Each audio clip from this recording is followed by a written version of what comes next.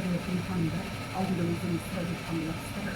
Мен мені сіздерге беремін деп айтқанмын. Екеуі бар, үшеуі бар. Беремін, түскенмін деп мен өздеріңіз көріп жатқан шығарсыздар, естіп жатсыздар. Барлық хаттар оқып қалды. Бірақ естіп екеуіне беремін деп. Енді мен қазір сіздермен бірге грешный суд жасай қойдым. Кеше қандайды, грешный суд дегенде оның барлығын бонусқа бергендегі беремін. Бірақ өздеріңіз көріп жатқандай осындай жағдайлар болып қалды.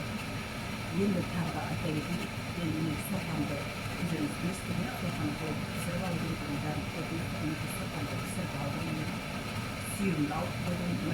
Мен каспидің ішін тазалап жуып, сорпамды қайтадан құйып қойдым. Неге сорпаның несі бұл жерде 1,5-700 миллиграмм болып тұр. Сорпа ғой. Енді осы сорпаның ішіне қазір мен етімді салам, жаңағы піскен етті сақтап тұратын етімді салам, және картофелді салам. Гречканы осы сорпаның ішіне салсаңыздар да болады, немесе гречканы бөліп, кішкентай мынандай астарға пісіріп алсаңыздар да болады. Ретінде, жаңағы гарнир ретінде де жей бересіздер. Егер пісіріп салсаңыздар да әдемі болады, жаңағы шикілей салсаңыздар да әдемі болады. Бірақ менің бір байқағаным, пісіріп салғанның несі басқаша, өйткені сорпамыз мөлдіреп әдемі болып көрінеді. Сондықтан мен сіздерге пісіріп салғанды көрсетіп берейін дәріні. Сіздің де сорпаңыз әдемі болып мөлдіреп тұрсын. Сосын бұл жерде аса ештеңе жоқ. Міне сорпа дайын сорпаны аласыздар. Сорпаны қалай ісіп қою керектігін айтқанымыз келді. Сорпа дайын сорпаны аласыздар. Міне картошкамыз бар. Картошка ұсақ етіп, өзіңіз қалауыңыз бойынша турайсыз. Астын бәрі қосып қойып.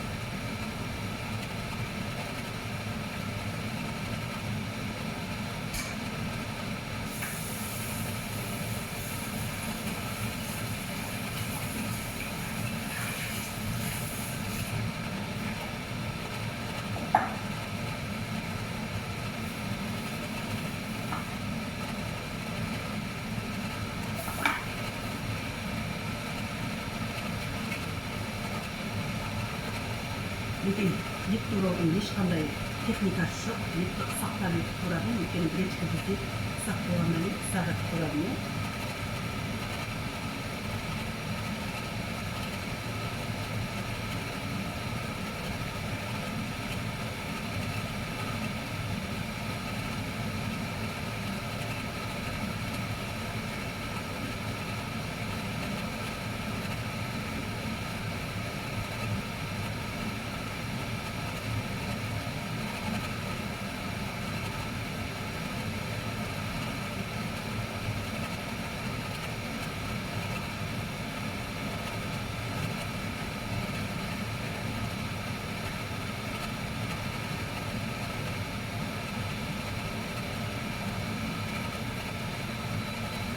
Пештің асты қатты қызып жатқаннан кейін пешке өсіп қойдым. Жаңағы айтып отырдым ғой, ұсақтап турадым екен, гречка бізде ұсақ болған соң. Бірақ енді бұған техникасы жоқ. Үлкен турайсыз ба, кіші турайсыз ба, өзіңіз білесіз. Жақсы, мен етімді салып жібердім. Жаңа сіздерге айтқан болатын 1,5 литр сорпа деп.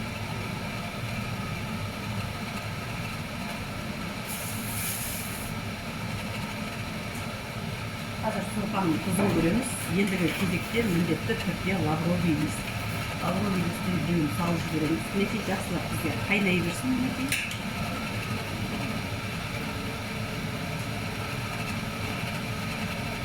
Бізде зажарка дайын, білесіздер, зажарканы алдын ала сіздермен бірге сақатошқа қылып жасап дайындап қойғанбыз.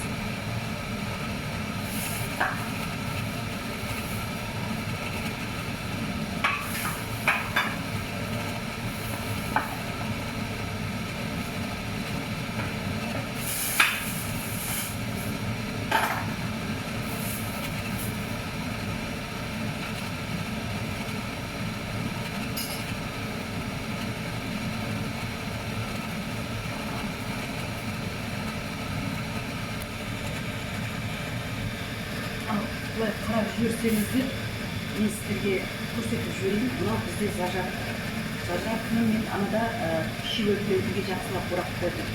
Неге осынша зажарка бар. осы жарқынын мен қазір ешқандай турамаймын, ештеңе қылмаймын. Өнімді дайындаған жарқыны мен сорпаның ішіне салып беремін. Оған кейін біз күрішті, күрішіміз деген гречка екен ғой, гречканы мен аламын. Ал мен сіздерге айтқан болатынмын, егер 1 литр суға, сорпаға 1 литр су алатын болып жатсаңыздар, 100 грамм алсаңыздар, жақсы дұрыс аласыздар. Немесе одан көп алып қойсаңыздар, бөліп кетеді. Ал егер қоюлау болсын десеңіз, енді өзіңіз білесіз. Енді примерно қазір менде не болғаннан кейін, менде қанша жарты 1,5 литр ма? Қазір мен кішкене 1,5 литрге сәйкестендіріп 150-180 граммның көлемінде аламын. Жақсылап жуып аламыз.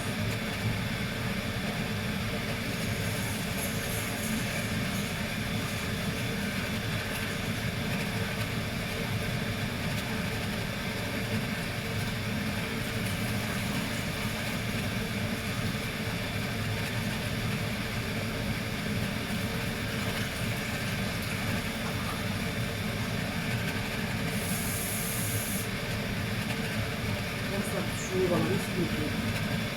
Осыны кішкене тұз саламыз. Болды, осыны қазір пісіреміз. Қайнағаннан кейін міндетті түрде астын басып қоямыз. Ұмытып кетпеңіздер, бір қайнағаннан кейін міндетті түрде астын басып қоямыз.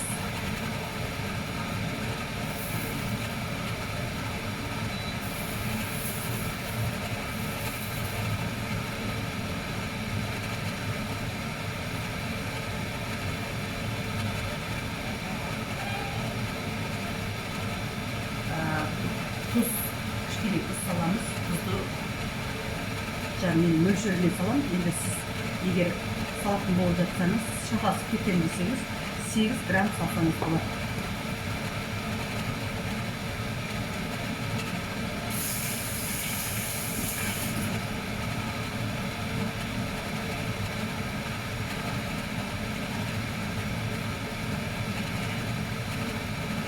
Жақсы түсінікті ғой. Етімді салып жібердім, картошкамды салып жібердім. Ешқандай томатный паста бәрін салмаймыз. Қазір тұзын көреміз. Менде картошкам жақсылап пісе берсін. Тұзын көреміз міндетті түрде. Сіздерге айтқан болатын, ары кетсе 25-30 минутта дайын болады деп. Сіздер айтқандай 25-30 минутта дайын болады. Ең бастысы бізде не болу керек? Мынау картошкамыз піссе, картошканың өзі 25-30 минутта, сіздің де тағамыңыз 25-30 минутта. Түсінікті ғой, ал енді қазір мен қазанның қырпағын жойып қоямын.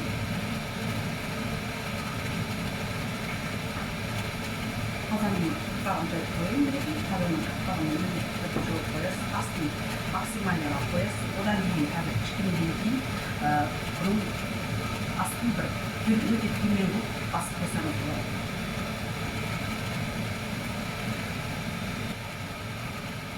Мінекей менің қазаным қайнап жатыр. Астын басып қояйын.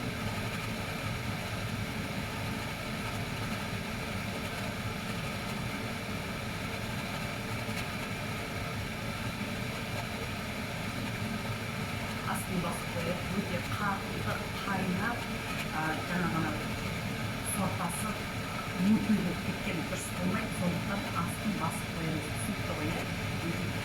Менде гречкам пісіп жатыр. Гречканың астын бір былғап қойсаңыздар жақсы. Сосын мен бағана айтып өткендей, гречканың астын төмен қойып қоямыз.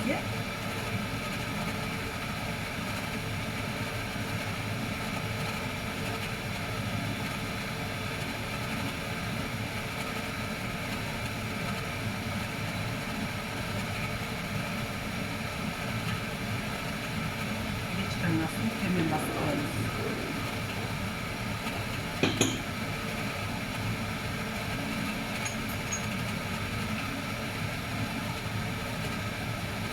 Менің қазір гречкам пісіп қалды. Бір 10 минуттан кейін гречка де піседі, картошкам де пісіп қалды. Қазір қайнап жатыр. Деп қояйын. түсінген шығарсыздар, ең бастысы біздің сұрпанымыз дайын болса болды, қалғанның бәрі дайын. Күрішпен де ресми сутты да тура осылай дайындаймыз. Шемешный сутты көрсеткен болатын. Барлығын да осылай дайындаймыз. Бірақ енді рассольник деген кезде оның зажаркасы бар, басқасы бар. Сосын оның ішіне жаңағы көбіне ресми бар, томат қосып жатыр. Енді өздеріңізге байланысты, енді асқазандарыңыз көтеріп жатыр, әдемі дәмді қылып жасағыңыз келіп жатыр. Онда өздеріңіз қоса бересіздер, қалғанға байланысты. Ал бірақ негізі гречный сүттің өзі сорпаға жасасаңыз әдемі дәмді болады. Осы технологияны жасасаңыз әдемі дәмді болады. Ана сорпамызды қайта сұрайтын болады. Aslında ben ойлайтын, гречный сүтті онша көп кісілер онша іше қоймайды. Жоқ, гречный сүт ерекше, әдемі, сосын қарны қатты көп екі рет ішсеңде қарны қатты қойып кетпейді да, әдемі тұрады. Негізі өзім де солай жақсы көремін. Сорпа, гречный, жаңағы гороховый, чечевичный сүт, рисовый, не болса да легкий. Мысалы қазір борщты да кеше жасап жүрміз ғой. Егер көңіліңіз қалап жатса, борщты да диетический жасауыңыз болады. Диетический. Енді көбінесе бәрі өздеріңізді білесіз, жасымызда, кәрімізде диетаға кішкене болса да бір нәрсе болса да диеталық болса келіп отырамыз иә. Кішігірім қатты бір жаңағы майлы болып кетпесе екен деп. Сондай тағамдардың екінші тағамдарыңыз сіздерді кішкене қойындырақ болса, бұл сорпаңыз майлы болмай, әдемі осындай дәмдеп болып жатса, нұр үстіне нұр болар еді. Өзіңізге де, асқазаныңызға да. Сол қазір енді көбірек 10 минут уақытымыз бар, 10 минут уақытымыз болса, гречкамызға дайын болады. Астын басып қойған болатын, кейін гречканы жарылып жатыр. Енді мен сонда сіздерге көрсетіп айтқан, мынау мен ішіне түйедегі салып орап қойған болатын. Бұл зажарка, иә? Зажарканы осылай ішіне салып жібересіздер. Майдан қажеті жоқ. Зажарканың ішінде май да бар, басқасы да бар. Зажарканы жасаған кезде айтып егер көңіліңіз қалап тұрса, бар болса, балғасын келесіздер, тура жасап жіберсеңіз болады. Тура соны ішіне салып жібересіз. Егер көңіліңіз қаламай тұрса, жоқ болса, онда еші мен сияқты неге сабызбен пиязды тура майға қуырып сіздерге көріңіз үшін соны алдында салып жібердім. Гречкамыз дайын болсын.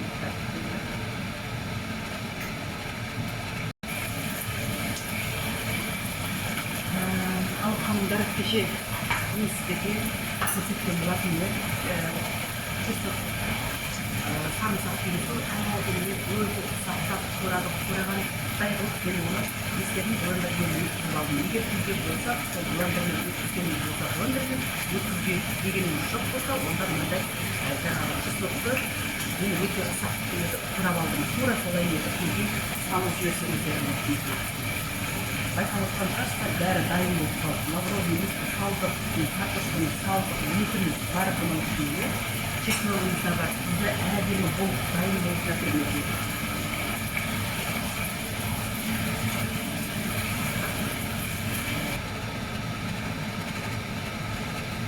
Қандар тұз борышын көреміз. Міндетті түрде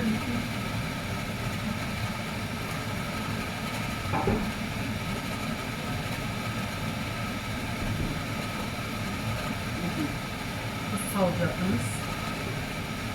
Тұз, бұрыш, чеснокты бағана салып қойдық. Мен чеснокты көптен салсам болады. Тұзын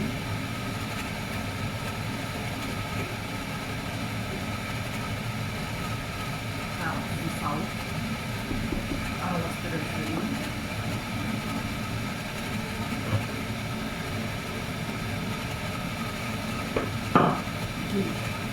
Менің бағанағы сіздермен бірге дайындаған гречканы дайын болдым.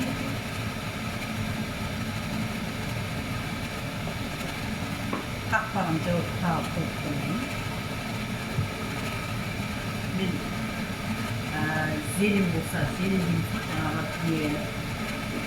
петрушка, болса кинза, бірақ бұған сәйкес келмейді. Кинза салмайтын күрішке бар болса жаңағы стебельдей болып тұрады.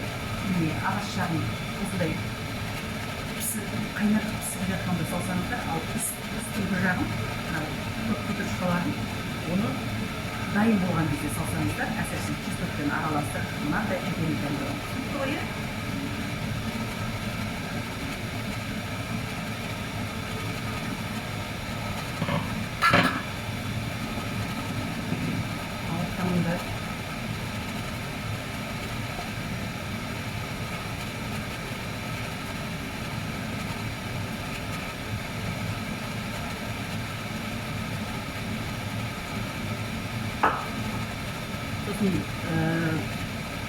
Сапаңызға қарай гречканың көлемін азайтсаңыз да болады, көбейтсеңіз де болады. Қойын қыласыз, сұйық қыласыз, оның бәрін өзіңіз шешесіз. Түсінікті ғой, мінекей дайын пісіп тұрған гречканы салып жатырмын.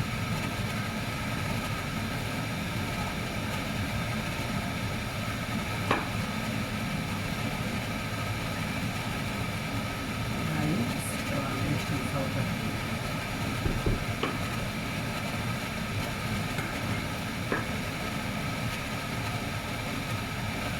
Гречкеге бағана тұзды салды, өздеріңіз көрдіңіз, мұнда да салатын кезде тұзыңызды байқайсыз. Түсінікті ғой, мұнда да салған кезде тұзыңызды міндетті түрде байқайсыз. Тұзының бұрышын мұнда салып, анда салып, кішкене не болып кеткесін, сол жағын айтамыздар. Енді менің қолымда қазір мынау зелендер болмайды. Зелендер болса міндетті түрде әдемірек сақтап етіп жаңағы айтып өткендей зелені көрсетіп. Әдемі болды. Енді мынау сорпаның астын көтеріп қоямыз. Гречкасымен бірге бір қайнатып кету керек.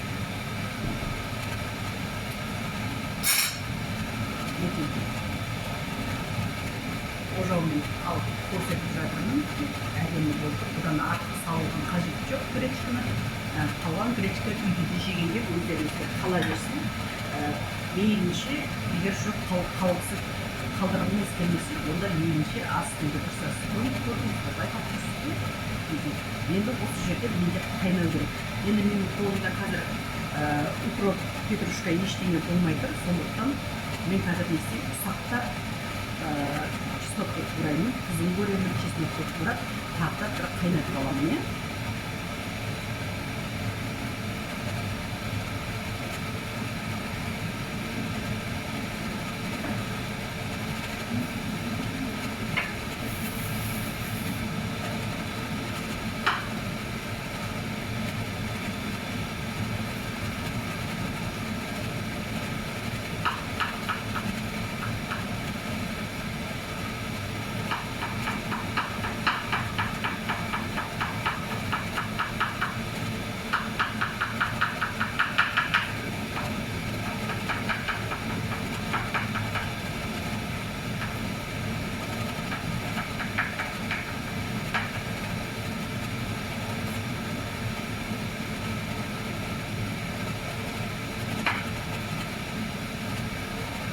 Қайнап жатыр.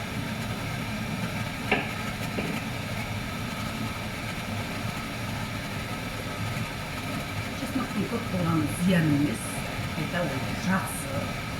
Міндетті түрде үстіне жаңағы укроптарыңызды қосып жіберіңіздер. Айтып өткендей, чесноктың көп болғаны зиян емес, жақсы. Анау микробтарды да өлтіріп, барлық негізі тағамдардың ішіне қазіргі заманда имбиріне қосып салып жатыр. Чеснок өте артық емес. Сондықтан міндетті түрде чеснокты салып жүріңіздер. Ауырмаңыздар. Тұзын көріп жүрейін. Бағанағы айтып өткендей тұзын тағы бір тексереміз.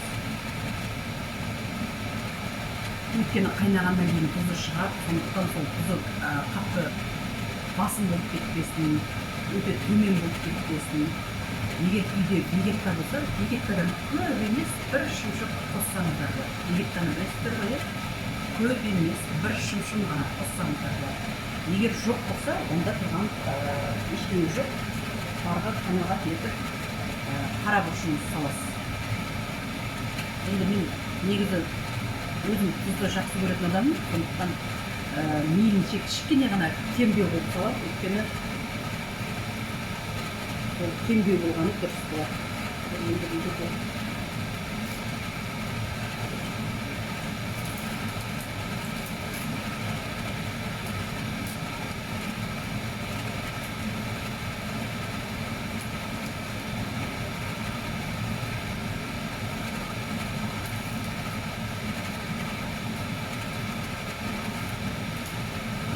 жаңағы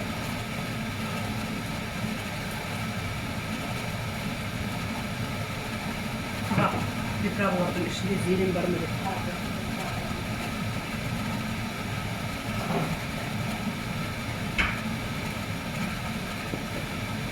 Приправалардың ішінде зелень бар ма деп қарап жатырмын. Мінекей бар екен, сельдерей, зелень сушеный.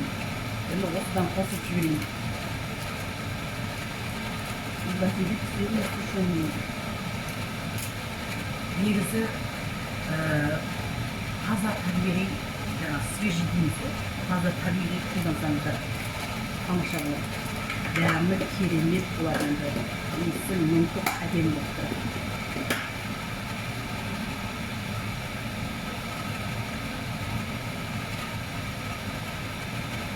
Мінекей біздің сорпамыз дайын болды. Астын басып қоямыз.